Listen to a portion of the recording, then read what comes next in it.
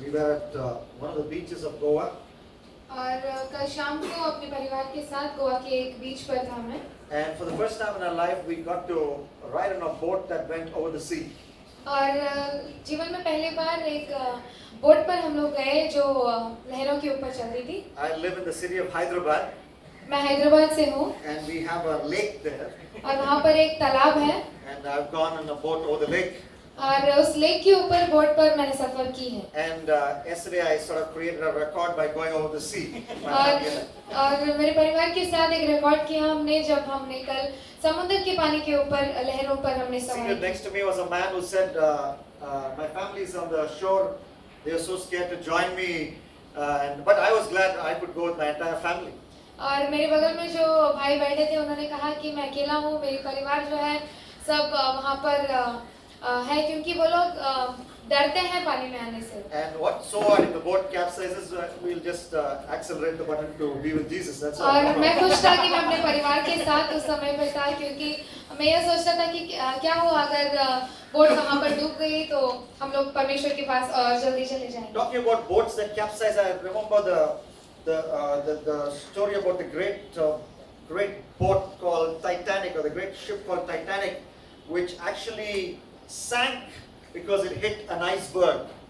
और बोट के डूबने के बारे में जब मैंने बात की, नाव के डूबने के बारे में जब बात की, मैं उस जहाज के बारे में मुझे याद आता है जिसका नाम था टाइटैनिक, जो एक बर्फ के खंभे को लगकर डूब गई थी। The world has heard the story of that sinking ship, the ship of Titanic. और टाइटैनिक के बारे में दुनिया भर में हमने सबने उसके बारे में सुना है। There's another sinking ship in our lives, and that's called the sinking ship of relationships. एक और जहाज है हमारे हर एक के जीवन में जिसका नाम है, जो डूब रही है, जिसका नाम है रिश्ता या फिर एक रिश्ता। When we look at the world around, we see people having problems in their relationships. हम चारों ओर अगर देखेंगे तो दुनिया में हम देखते हैं कि बहुत सारे लोगों के जीवनों में परेशानियां होती हैं उनके रिश्तों को लेकर। I read about Manchester United star coach, former coach Alex Ferguson. Alex Ferguson, Manchester United star coach, once got so angry in the dressing room, Manchester United dressing room, that he kicked a boot, and that boot flew in the room and hit David Beckham's forehead. और Manchester United के पहले जो coach था, उन्होंने dressing room में गुस्से में आकर बूट को ऐसे लात मारा था, वो बूट जाकर डेविड बेकहम के सर पर लगी। And I read about model Naomi Campbell, a black American model. At least twice or thrice in her life, she has been convicted because she got so angry, she threw a cell phone at her housemaid. और Naomi Campbell करके एक model है जिसने गुस्से में आकर अनेक बार अपने फोन को अपने काम जो घर पे काम करती थी उनके ऊपर उन्होंने उसको फेंका है। We just witnessed the football World Cup and we saw Luis Suarez realizing that he could be minutes away from Uruguay being eliminated from the World Cup. So frustrated that he bit an Italian defender. And in fact, that was not the first time that he did it. He bit a defender. और इस world cup में भी हमने देखा है कि football में अपने उरुग्वे को बचाने के लिए या फिर डिफेंडर को उसने काटा था और ये पहली बार नहीं थी, पहले भी ये हो चुका था। And one of the most talked about football in the events in the World Cup final is when Zinedine Zidane, after he heard an insulting remark by one of the Italian defenders, he headbutted him with the whole world, billions of people watching him on live television. और एक football के इतिहास में हम देखते हैं कि जब टीवी पर सारे लोग यह दृश्य देख रहे थे, उससे कुछ गलत रीति से बात की थी, इसलिए उसने उसके सिर से उसके ऊपर हमला किया था। Not just Zidane. ये सिर्फ जिडान नहीं, Not just Luis Suarez. वो लुइस सुआरेस ही Not नहीं, just Alex Ferguson. Alex Ferguson ही नहीं, You and I as young people, we have issues in our relationships. हमारे भी रिश्ते में कई सारी मुश्किलें हैं, कई सारी परेशानियां हैं। But the Bible, God's word in human words, says that God values relationships very highly. और परमेश्वर की वचन हमसे यही कहता है कि परमेश्वर रिश्तों को एक ऐसे पद देता है जो बहुत ऊंची है। In fact, the greatest command that our Lord Jesus Christ gave involves relationships. और कल्पनाएं जो परमेश्वर ने हमें दी है, उनमें भी एक हिस्सा रिश्तों की आती We है। read about that in Matthew chapter 22 verses 36 to 40. मत्ती उसका 22 अध्याय उसकी 36 से 40 वचन तक हम This इसको पढ़ते is हैं। the greatest command that the Lord Jesus gave for us as believers. सबसे बड़ी आज्ञा जो परमेश्वर ने विश्वासियों को दिया वो यही है। What is that? क्या है ये? To love the Lord our God with all our heart, soul, mind, and strength. और अपने परमेश्वर को अपने पूरे दिल, अपने पूरे मन, अपनी पूरी शक्ति के साथ प्यार करने के लिए। And there's a second command which is as equal as and important as the first command. और दूसरी आज्ञा जो थी वो पहले आज्ञा की तरह उतने ही मायने रखता था। What is that command? और वो आज्ञा क्या है? Love your neighbor as yourself. अपने पड़ोसी से अपने समान प्रेम रख। Now, these two commands is a summary of all the laws that God gave Moses and everything we have in the Holy Bible. ये दो आज्ञाएं उन सारी चीजों की एक क्षण में परमेश्वर ने बताया जो पुराने नियम से लेकर उन्होंने बताए थे। So the greatest command is to love God and to love people, but that greatest command is becomes the most glaring contradiction in our life. और सबसे बड़ी आज्ञा यही है कि परमेश्वर से भी प्यार रखना, अपने पूरे मन और दिल से, और अपने पड़ोसी से भी प्यार रखना, लेकिन वही हमारे जीवन में एक ऐसी समस्या खड़ा कर देती The है। Bible talks about it in 1 John chapter 4 verses 20 and 21. पहला यूहन्ना उसके 4 अध्याय उसके 20 और 21 वचन में हम इसको पढ़ते हैं। 1 John 4:20 and 21. The Bible says, if you love God, if you say I love God, and go on to hate your brother, you are a liar. क्योंकि परमेश्वर का वचन कहता है कि मैं प्रेम रखता हूँ और अपने भाई से बैर रखता है तो झूठे हैं।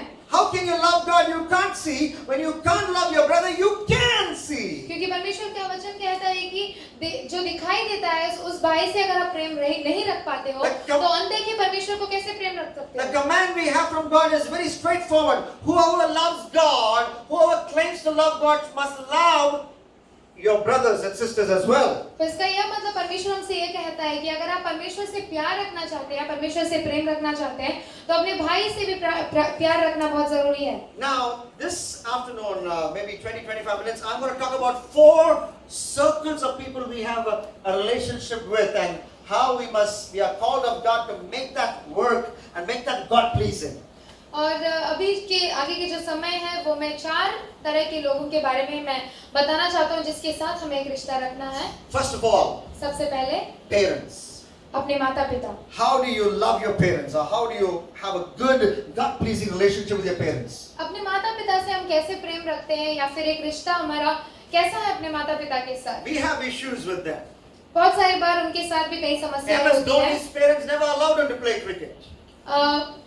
MS Dhoni's parents never allowed him to play cricket. MS Dhoni के माता पिता ने उससे कभी आज्ञा नहीं दी थी कि उसे कभी परमिशन नहीं दी थी क्रिकेट खेलने के लिए। His elder sister provided the encouragement. उसकी बड़ी बहन जो थी उसने उसको प्रोत्साहित किया। Prakash Padukone, the great badminton champion, was not very comfortable when his daughter Deepika Padukone went into movies. और प्रकाश जो एक बहुत बड़ा एक बैडमिंटन का एक इसमें था, उसकी बेटी दीपिका पादुकोण जब फिल्म में आई तब उससे खुश नहीं थे। Not just Deepika, not just Dhoni, we also have issues with our parents. Deepika या फिर धोनी ही नहीं, लेकिन हमारे भी जीवन में अपने मम्मी पापा के साथ कई सारी समस्याएं हम भी देखते हैं। I want to remind you of 2 things. 2 बातें मैं यहाँ पर How can we ध्यान relate with देना our parents in a God-pleasing way? कैसे हम अपने मम्मी पापा को परमेश्वर की एक भावता में कैसे हम लेकर आ सकते First हैं? of all, obedience. सबसे पहले हमें बात मानना है, The आज्ञा का पालन Bible, करना। the Bible says in Ephesians 6:1, इफिसियों के उसके 6वें अध्याय उसके पहले वचन में हम ये कहते children हैं, obey your parents in the Lord, for this is only right. बालकों परमेश्वर में अपने माता पिता का आज्ञा पालन करना, क्योंकि यही सही है हमारे लिए। You know, we have to obey our parents in the Lord. The Bible tells us that. और अपने मम्मी पापा का या फिर अपने माता पिता का आज्ञाकारी बनना है, ये हमें बाइबल कहती है। As a young woman, you like to wear a lot of accessories, and you know, as a man married to a woman, I can understand. You know, I've seen that live. You know, you might have 100 earrings, but you always want another earring for that another 50 rupees or another 100 rupees. लड़कियां होने की एक ये है कि बहुत सारे accessories यानी बहुत सारे सजावट की सामान इस्तेमाल करते हैं, और भले ही हमारे पास कितने सारे इयररिंग्स हो, एक 50 या 100 रुपए की एक और इयररिंग खरीदने की एक आशा होती है। You may have hundreds of chains around your neck, but you always want to buy one more chain around your neck, and that looks very, very cute. बहुत सारे गले के हार होंगे अपने पास, लेकिन वो बहुत क्यूट दिखती है, बहुत सुंदर दिखती है, इसलिए एक और पाने की आशा में In रहते हैं। Proverbs 1, 8 and 9, Proverbs first chapter 8 and 9, the Bible talks about one chain, one accessory that we must have, and that accessory is obedience to your parents. और रीति वचन उसका पहला अध्याय इसके 8 और 9 वचन में एक सजावट की चीज के बारे में परमेश्वर कहता है, और वो है आज्ञा पालन करना। And that sort of, obedience to parents decorates your life like how an accessory decorates you. अगर माता पिता के आज्ञाकारी बनते हैं या फिर माता पिता के आज्ञाओं का पालन करते हैं, तो जिस तरह हम अपने आप को सजाने के लिए कई वस्तुओं का इस्तेमाल करते हैं, उसकी तरह हमारा जीवन सज जाता है। When the world sees you honoring your parents and obeying your parents, they think good of you, they think highly of you. But if you are always warring with your parents, or if you are disrespecting your parents, the world thinks if he can't handle his parents, whom else can he handle? बहुत सारी बार लोग हमें उस तरह देखते हैं कि किस तरह हम अपने मम्मी पापा के साथ पेश आते हैं या फिर उनकी बात को कैसे मानते हैं। वो हमें एक अच्छे समझते हैं अगर हमने अपने माता पिता का बात को मानते हैं, लेकिन अगर माता पिता की बात को न मानते हैं या फिर आज्ञाकारी नहीं बनते हैं, तो फिर वो यह समझते हैं अगर मम्मी पापा को ही नहीं मान सकते तो किसी और को क्यों मानेंगे। The Bible records very sad stories of some young men who rejected good, godly, biblical counsel from parents. और बाइबल में हम कई ऐसे लोगों के बारे में पढ़ते हैं जिन्होंने अपने माता पिता के अनुशासन को या फिर उनके कई ऐसे चीजों को ठुकराया है जो परमेश्वर की ओर से थी। Samson's daddy only effectively told him, marry only a believer. और शिमशोन के पिता ने उनसे कहा था कि तू अगर शादी करेगा तो एक विश्वासी से शादी But he करना। stood on one leg and he looked at the Malacca Sharabat of his time, or some bombshell there, and he said, a Philistine woman, unbeliever, and he said he would marry her only. और उसने एक पैर पर खड़े होकर उसने कहा कि उस समय की उसकी मलिका शराबत हुई होगी, उस फलिश्ती औरत की ओर दृष्टि करके उसने कहा कि मैं उसी से शादी करूंगा। Samson's end was very sad. He was a शिमशोन का buffoon. अंत का समय हम लोग अगर देखेंगे तो बहुत ही एक शर्मनाक एक चीज थी। Eli's father, the pastor Eli, said, don't commit sexual immorality with the women of the temple. They disobeyed their father and they were struck down dead. Eli के पुत्रों के बारे में जब हम पढ़ते हैं, एली ने उनसे कहा था कि तुम लोगों को शारीरिक संबंध नहीं रखना है मंदिर के लड़कियों के साथ या स्त्रियों के साथ। उन्होंने उसकी बात को नहीं माना और फिर हम जानते हैं कि परमेश्वर ने उनको वहां पर गिराया।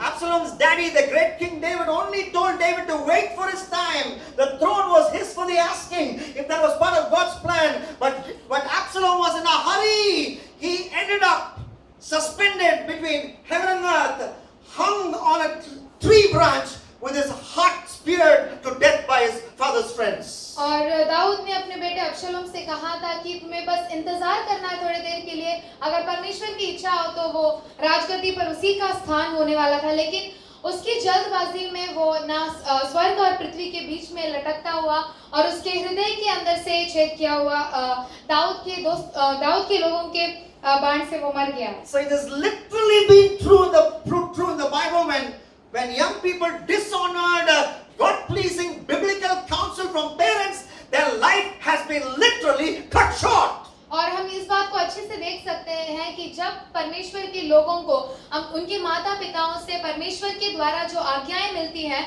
वो जब उनका पालन नहीं करते, उनके जीवन का जो समय होता है वो छोटा हो जाता है। What do you do if you hear your parents telling you something which is not biblical?